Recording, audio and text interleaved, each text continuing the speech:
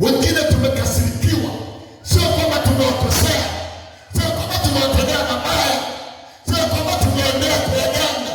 Ni kwa sababu tunahubiri habari za Yesu.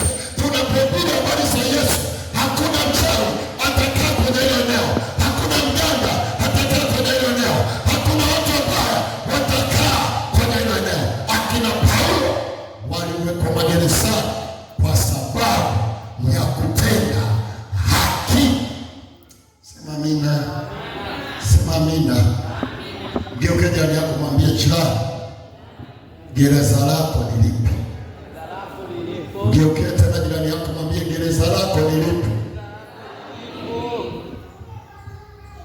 Nimesema hao wenzetu waliokoka, lakini bado walipelekwa wapi? Unaweza ukaokoka wakakupeleka kwenye gereza la ugonjwa. Unaweza ukaokoka wakakupeleka gereza la kutokukubalika. Unaweza ukaokoka wakakupeleka kwenye gereza la umaskini.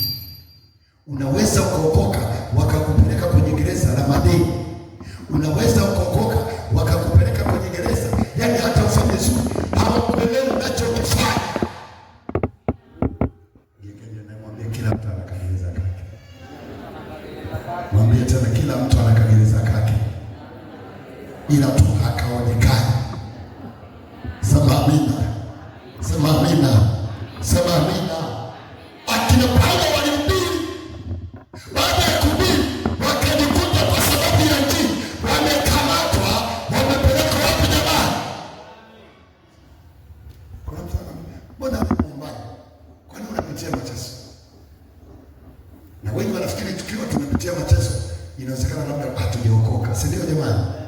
Wakikuona na maisha magumu wanasema, yaani wewe si una Yesu, mbona na maisha magumu? Hao ni wanafunzi wa nani jamani? Na walikamatwa wakapelekwa wapi?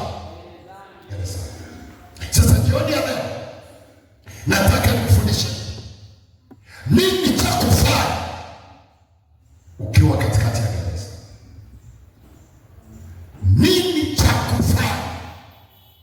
Ni kweli wamekukamata, wamekupeleka wapi? Nini ufanye ili kutoka kwenye ile gereza? Nini cha kufanya? Wametuweka gerezani na kweli wanaona wametukamata, wametuweka wapi?